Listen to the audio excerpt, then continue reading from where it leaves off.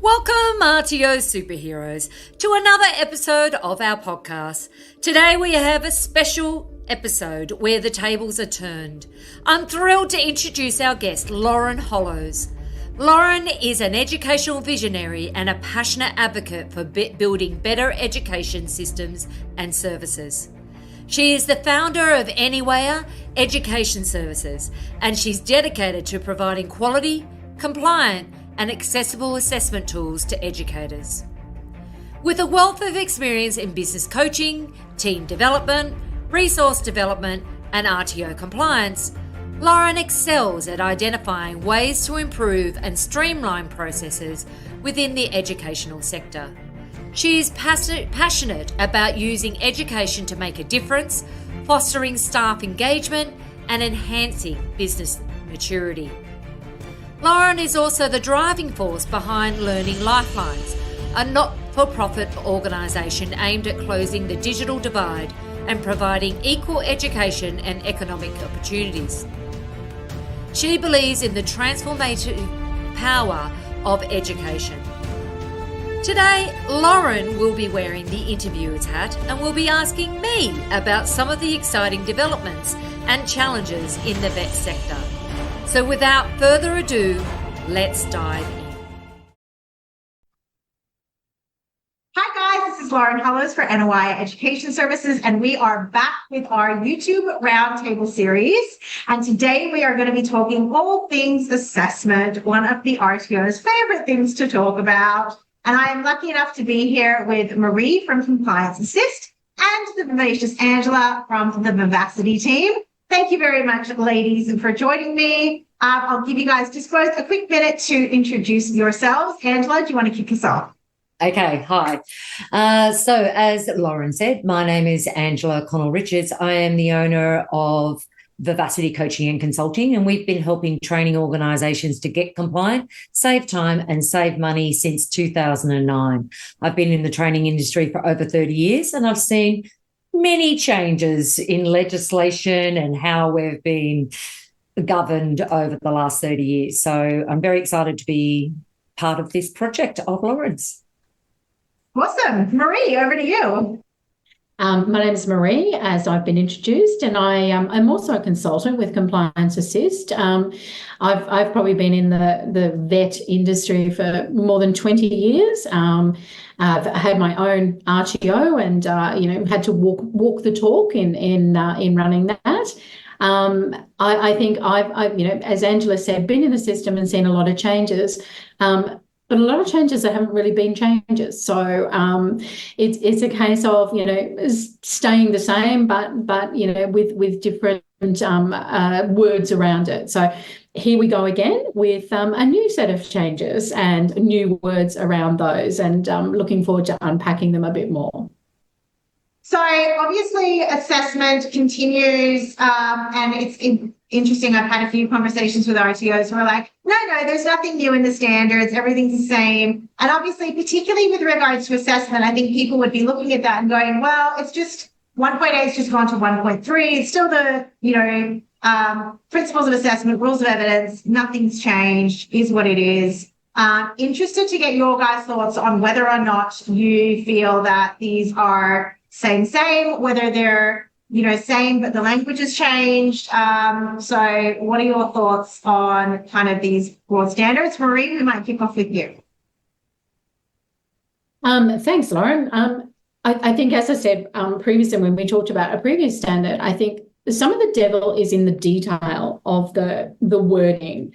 I noticed that we're really talking in these two standards in particular around the assessment systems, and I think that we sometimes, I think RTOs sometimes really focus on the assessment tools rather than the system itself. And I think for me, when I read this, I think that that's one of the changes that I'm seeing, or a shift in focus, if you like.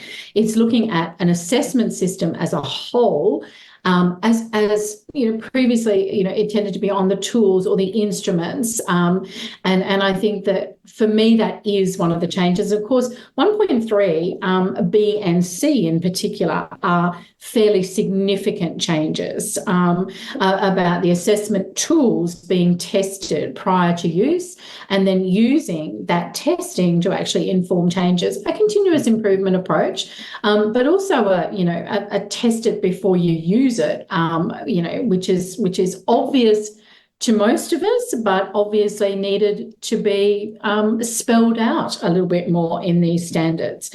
I think that in 1.4, when the principles of assessment have not changed, the rules of evidence has not changed. I think what has changed is, it hasn't really changed. It says assessment must be conducted according to this. And that's not any different to what it was. But do we truly understand what that means? So that's my take on it. Absolutely. Angela, your thoughts? Okay, so I agree with the rules of evidence and principle assessment, and I'm glad they kept that in, because I think it is actually a really good way to be able to validate your assessment tools to ensure that they are fair and equitable, and that they are meeting the compliance requirements. But yeah, it's the testing. This testing is going to be. We did our team did the pilot at the end of last year, and we had very interesting conversation with our team with, well, yes, we can help with testing, but how are the small RTOs going to go with testing? And what is testing? How are they defining what is a test? Is testing assessment validation, or is testing actually testing with the trainers? And that was something that we came up with, is that perhaps it would be the trainers and assessors that would actually put themselves through the assessment and complete the assessments themselves, and that's how they're testing it. Or are they getting a pilot group and testing it with a pilot group? So I'm really interested to see when the user guide comes out. So they're going to be working on it the second half of this year. What does ASQA see will be testing? Yeah, I agree. I think that the testing component is definitely going to be super interesting. And I guess one of the things that I'm interested to find out, because obviously there are so many words in these new standards that kind of jump out from an audit perspective. ASQA is not going to be able to have, or at least I don't believe, they could do, but I don't believe that they're going to come out with like a super comprehensive definitions guide of what does testing mean, or what does, each of these terms, for the previous standard, what does engage mean? What does motivate mean? I don't think we're going to see them coming out with a clear guidance and definition, because they don't want to be overly prescriptive. But where terms aren't defined, is it then up to the RTO to go out, engage with industry, engage with consultants, create their own definition as to how they're going to interpret and implement that, and then be able to justify that at audit? Is that a valid approach for RTOs to take, especially at the moment when we don't have things like user guides? When realistically those, we still don't have a credential policy. Come on, seriously. Is that really the only rational approach that RTOs can take to kind of navigate their way through this when they're updating their policies, when they're thinking about how they're going to implement new processes and things like that? What are your thoughts on that? Okay, Maree. I think as well, Lauren, we're talking about words, and words can be terribly powerful. And I think when I saw a previous draft of these standards come out, this 1.3 in particular was basically using the word validate or pre-validate prior to use. And I think, a lot of the feedback that I saw go through was, don't use the word validate because it has a different meaning in terms of, what we've understood that meaning to be. And so now this word, about tested prior to use, I wonder whether it's sort of, we're getting tied up in the meaning of the word. I personally believe that, oh my God, it shouldn't have to be in the standards, but obviously, it shouldn't have to be prescribed. But surely, you would be actually looking at whether you use the word tested, but the next part of it is, for me, to ensure that assessment can be conducted in a way. So it's less about the testing, but it is, does this assessment work? Is it the right method? Are we assessing our practical skills in a way that really are consistent with the principles of assessment? So it's whether we look at I think a lot of people might look at this and interpret it that you have to pilot this. I don't know how you get on piloting with a group of people and giving them an assessment that really doesn't work.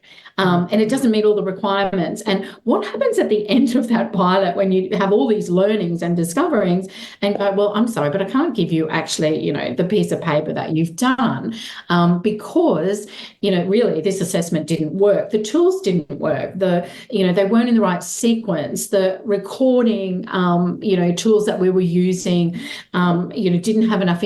All of those sorts of things, the benchmarks were not, able to be interpreted reliably. So I think when we're using the word testing them prior to use, I'm seeing that as a critical part of what you should be doing, as part of you've developed an assessment system, make sure that it can do what you want it to do or that it needs to do. Rather than it being, I have to trial it on group students, then, what happens if you trial it and find out that it really didn't meet the requirements? What happens to all those students? That's my initial thought. Yeah. Okay. So from my perspective, because we've got a whole other thing that's happening. We've got the qualifications reform as well. So all of the training products that we have are going to be totally different to what we're used to now. So I was interested with this being placed in here, that it's very similar. It's validation. It's rules of evidence, principle assessment. How is that going to tie in with the new qualifications reform and how we're going to be delivering training? So I'm actually expecting that we'll most probably have another change in the legislation once we get the new qualification reform. When that happens, who knows when it's going to happen? We're supposed to be in the third year of the rollout. And it started with, according to their roadmap, it's supposed to be we're in the third year. The first part was micro-credentialing. So it was very interesting with how really encouraging RTOs to take up micro-credentialing and build micro-credential courses. But I haven't seen a lot of change happening with that, and I haven't seen a lot of change happen with the qualifications reform as well. So testing, is it just another word for validation, or is it we are validating the assessment tool and then trialing it and testing it? I remember back when I was a trainer assessor many, many years ago, and I used to write assessment tools and test them on my students all the time because I had no choice. So it was like the RTO I worked for, that was my responsibility to write assessment tools, and I would write the assessment tool, test it. That didn't work. Better change that and gather more evidence. And it was a constant to and fro with okay, let's see if this works. If it doesn't work, oh, hold on, the students didn't understand that. Maybe I need to change the wording of the questions. And this is something I think all trainers and assessors should be doing now.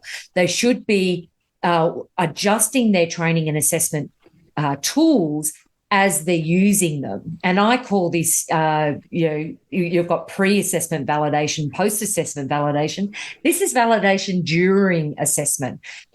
We should be changing and adapting our assessment tools to meet the student needs on an ongoing basis and making sure that they work. And I think this is where, because all of us came up probably through that era of like, hey, you're training on Monday. Here's your class. This is what you'll be teaching. You'll now need to spend the weekend creating your assessments, creating your training materials, creating your this, that, and the other. It was like, oh, okay, cool. All right, no worries.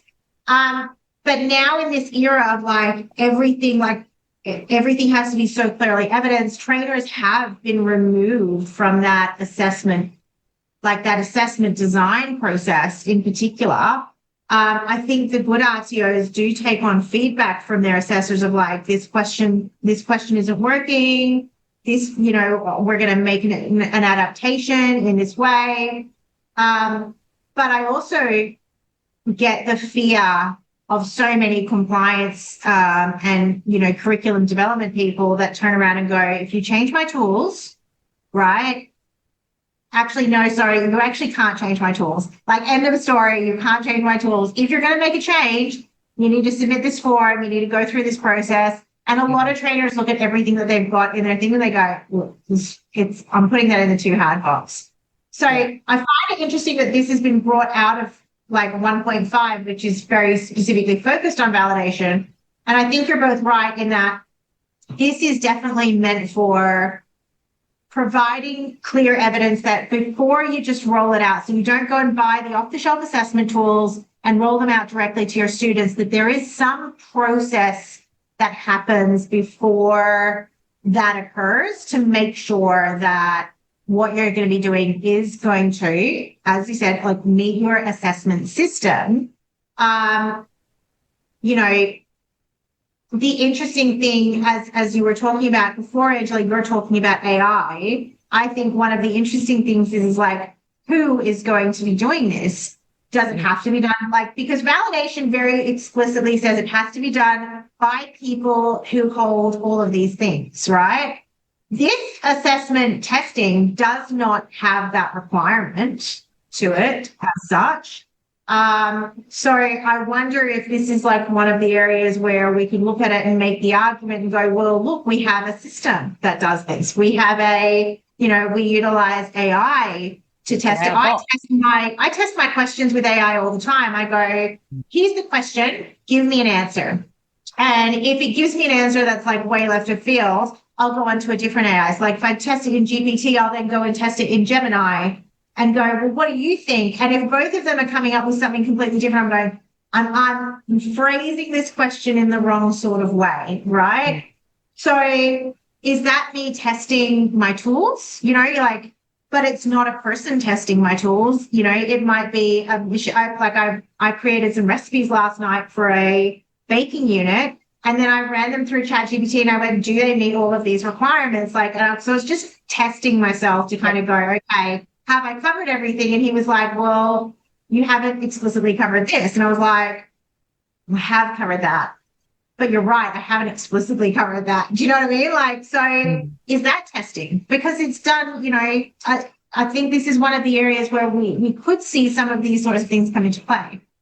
And I think something that's really important that we need to focus on is it's not just testing the tool, it's testing the tool in specifically for your learner cohort. So it's who is your target market, who is outlined on your training and assessment strategy, and how are you ensuring that your assessment tools are meeting the requirements of that learner cohort. I think that's one thing that we really need to be incorporating in, and it doesn't specifically say that in here, but it is part of our learner journey, is that we're ensuring that we're delivering training and assessment that meets the learner cohort needs. And no one assessment tool can't meet all the different types of learner cohorts that are out there. So we need to contextualize it for our learner cohort.